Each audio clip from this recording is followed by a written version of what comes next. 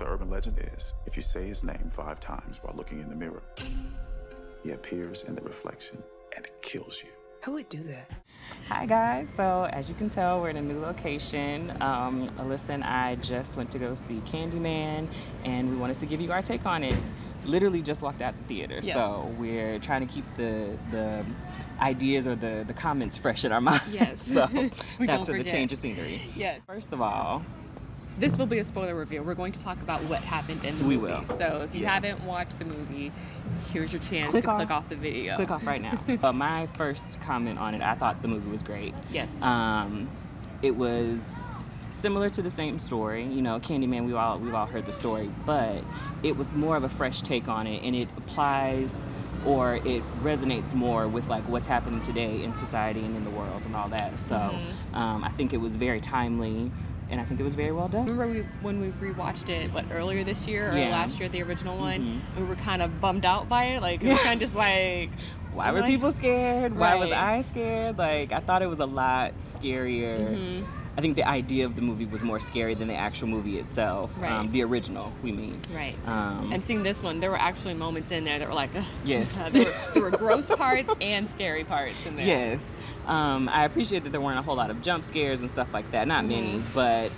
Just suspense was there. Yes. It started out like when the studio logos come up.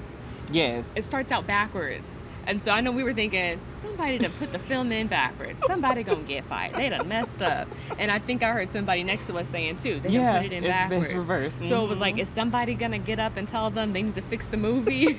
But everyone just stuck it out. And then once the film actually started, we could see, oh, they did that Right. intentionally. When it happened, I was like, let's just see how Yeah, it plays maybe- out. I'm like, maybe there's a if the reason. credits, you know, the opening credits, if they start rolling and those are transposed, then we know that there's a problem. Right. But once we caught on that it was done intentionally, it's like, okay, go ahead and Yes. set the tone from the start, from Right. the very beginning. From the very set the beginning. tone. So I appreciated that. And then like at the end, they put them the correct way. So it was Right. like, oh, a mirror. For real. Mhm. One thing that I appreciated a lot about the movie is that the black people made it to the end. They did. I'm happy that the brother didn't die. Right. I'm happy that the boyfriend did not, you know, because sometimes the wahites, they be like, you know, I'm gonna just do it, Right. just to see you. I'm glad he was like, the brother "Listen," said stop, and he was and like, we not doing that in this house. I'm gonna joke with you and say it twice, and he was like, no. That's it. And then when the sister came home, the brother was like, Don't you you- can stay as long as you don't. say the Don't name. do it. And I'm like, that's black people for you. I do wonder what made the brother all of a sudden tell the story. Like what made him bring it up. I don't know if he said why he wanted to tell that story. They were talking about the neighborhood. Okay. And the history of the neighborhood and Okay. how they went from gentrification on to like what originally happened and all that Okay. kind of stuff. And so I think because they were talking about the neighborhood, it was like, well, Yeah. let But me tell it's y'all the still, story. if you listen to, remember what his mother said, they swore not to say his name anymore. So I wonder, she said someone broke the pack. I wonder if it was Domingo's character that broke the pack and started telling the story again, and then it made it way to the brother. That's really interesting. Yeah. Because I honestly didn't think about that. My brain was just like, people just look up the history of a neighborhood and you just see Eventually the found story. it, yeah. But maybe somebody did say it and, Yeah. and open that gate up again or that Right. portal up again. That's interesting. What was really black people for you is when Tiana went to the Hey, let's talk about that. when she went to the dry cleaner, The basement. or the cleaner place, whatever, laundromat. Yes. Opened that door and said nope. Nope, and closed shut it. A real moment. Chef's kiss, because it honestly, like, it pulls you out of the movie a little bit because it's hilarious, but it's also like, that's real. That's real. That's real life, because me being I'm not me going in the basement. and also being black, I'm not going to nobody's basement for nothing. For what? Actually, I'm not coming in this back room where I can't see that there's anybody here. I'ma holler one time, you don't hear me, I'ma come back another day. Right. I'ma give you a call and we can talk about it on the phone. But I'm not going to snoop around in the back in the No. dark. I'm No. not doing that. Having black people be real characters on screen is beautiful. It was great. It's absolutely beautiful. I love that.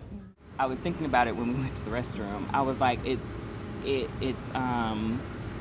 the movie really speaks to, number one, race relations, obviously, in black communities, and how black people are mistreated by the government, by how they're mistreated by law enforcement, all of that. So I thought it was interesting that the ongoing quote in the movie was "Say my name."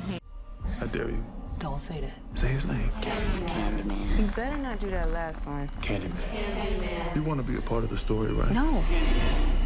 Say his name. And it made me think of like Breonna Taylor. Yes. It made me think of George Floyd and all of those, like, say their names, keep them Right. relevant. And when you learn about the history of the Candyman, you realize that it's not a person in particular. Yes. It's an idea. It's just a that's a really plague good that catch. happens Yes. in the black community. In the movie, they reference all of these unfortunate, black men that were killed throughout the past few years. Particularly, I don't know if it was particularly in that neighborhood or if just in general. I I feel like it was in that neighborhood, close to that neighborhood. Like, as the community has, like, grown and rebuilt, the community name has changed. Obviously, the scenery has changed. I think it was in the same area. So it's like learning the history of these men who were completely innocent and just, killed by law enforcement in that area, in that neighborhood. It's like, okay, so Candyman is a myth that people create. I mean, they basically said it in the movie. Candyman is a myth that people created to help them cope and deal with the injustices that have happened to black people in that neighborhood. And so it's really, really interesting to kind of get that understanding, like, you're afraid of Candyman, but Candyman is more of, I guess, an idea.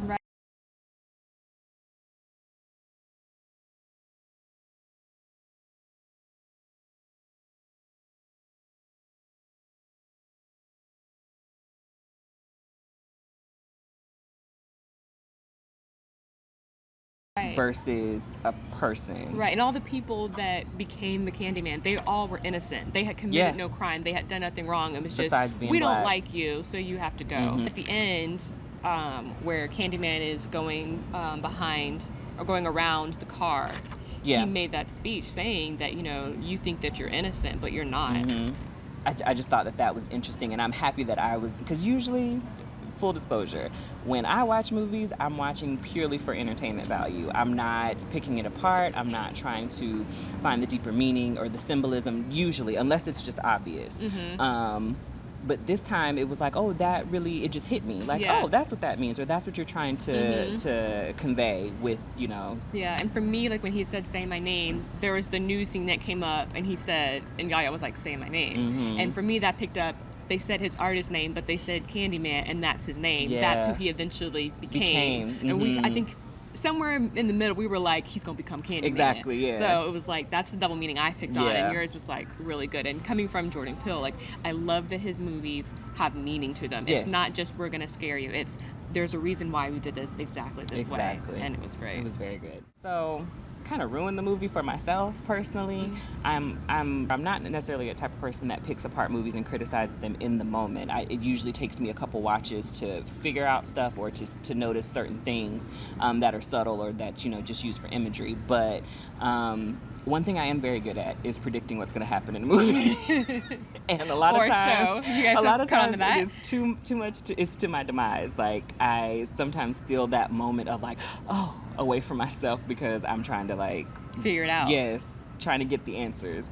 And so I kind of felt, well, I think guessed or thought that Strand, Domingo. Yeah. I thought that he was going to be Candyman. And I thought originally that he was the baby. I remember you started out, they showed the kid in the beginning. Oh, and I you thought that was Yahya. Yes. And then you start thinking about it more and watching. It's like, no, the math doesn't make sense because they said 77. We said Domingo was the kid. The kid, yeah. Yeah. And then I as the movie went on, I guessed out loud that Yahya was the baby from the original Candyman. And we're waiting to see his mama. And when they showed her, I was like... And she looked good. First of all, can we just take a moment to appreciate the fact that black don't crack? I think I turned to you and said, she looks like she could play his wife, She could not literally play his mother. wife. His sister even. And I feel like the sister might even be putting too much on it, like, because y'all the same age. Yeah. If you're not, you could be. She looked amazing. Yeah. I wish I remember her name. I don't remember her name. Yeah, because that's not Vanessa Williams. No. From Soul Food. That's not her. She played the Vanessa character in the, no, she didn't. She played the Vivica Fox character in the TV show of Soul Food. Yeah. Yeah. So that is her. Yes. So her name is Vanessa Williams. Oh. Yeah. So Oh, okay. yeah, she was Vanessa Williams, and then Vanessa L. Williams, because they have the same name because of SAG, she was forced to put her L in there, her initial, because the singer, Vanessa, Vanessa has the Right. L. Okay. Right. Love it. So yeah, that is So her. that is her. Okay, I was like, I think that's her, but I can't remember. Yeah. Yeah. But yeah, she looks amazing. Looked absolutely amazing. Not a day has gone by No. since the first movie. The only thing different was her hair. Right. That was it. Aged her well, because some might argue she looked better. Like, she did good. Honestly. And that could be hair and makeup studio time, and knowing how to dress and do makeup for black people Right, too. but they did their thing. Did their thing. Whoever is responsible, whether it's her, whether it's God, whether it's the makeup people, kudos to y'all, She looked because good. fabulous. And just the little time that she was in there, she gave an amazing performance. It was That she like, had to tell him, don't say that name. Candyman. Don't say that. I love that. Don't- I love Don't do that. that. And then what did she say? She was like, I didn't tell you or something. Like, she choked up, like she had to say it twice. I was like, oh. Yeah. She It was really good. trying to protect him. The other thing that I really liked about the movie is how when they were telling all of the stories of the past, how they had that thing. Yeah, is that the right word? I think it's Vignette, yeah. Yeah, how they had those in the little, they were like on the strings and stuff Yeah. like that. I thought that was just beautiful versus just giving us a flashback. Yes. Because when the brothers started telling the story, I thought we were going to get the flashback. Yes. And when that popped up, it was like, this is, It's great. I like this. And Artistry, it kept up with the artistry creativity, theme. Yes. Yes. And it fit. It wasn't out of place with the style of the movie as a whole. Like, it was beautiful. Yes. I love that. I thought that was amazing. All the way to the end credits when Yeah. they did that.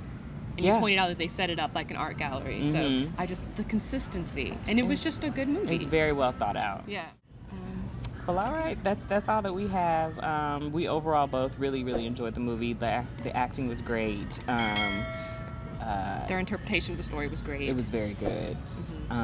It did kind of leave the door open for more movies to come, but I don't know if I feel like I need more Candyman. No. Right. I don't feel like Jordan is the type of director to milk something for the sake of making money. So I do feel like it can be over.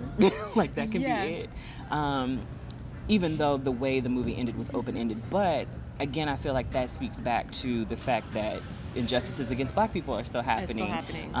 It's ongoing. Innocent men and women are being locked up and killed for no reason. So it kind of gave me that feeling. It's Right. like Candyman is going to be here to look out for the community. But we might not see him again. Right, we don't need it. I mean, I feel like Jordan does that in his other films too. Yeah. Like if you think about Get Out and Us, I feel like they all ended pretty open. Yeah. Where you could see a part two happening, but you don't need it. And also, we keep calling it a Jordan Peele film. He produced it, but it was It's directed Nia- by Nia Dacosta. Dacosta. So it's her film. Sorry. Nia Dacosta's film. Before the comments come. Right, it's her film. We're and giving she Nia her did- credits. She did great. It was beautiful. Yeah, it was for great. for co-writing it with Jordan. I think there was a third writer on there, and I missed that person's missed it, name. But producing it and directing it, she did an amazing job directing this film. Yes, it was very good. So we definitely recommend, if you have not seen it, go see it. It's scary, but it's not too scary where you're going to have nightmares and stuff like Right. that. You'll be fine. And we'll see y'all on the next movie review. Thanks for watching. Bye.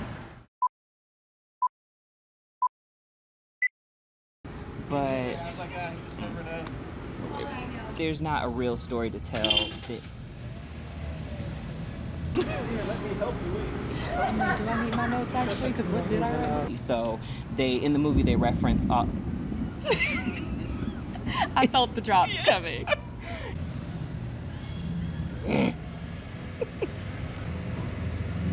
Back up. I'm trying to get out of here before it rains for real. Right. I felt them drop. Bruh, can you leave? I know, I felt the drop went right on my iPad, so I was like, really? That's what we doing? That's what we doing. And why I want to rain today? You had all day yesterday when we wasn't doing when nothing. we was in the house. I don't feel like Jordan.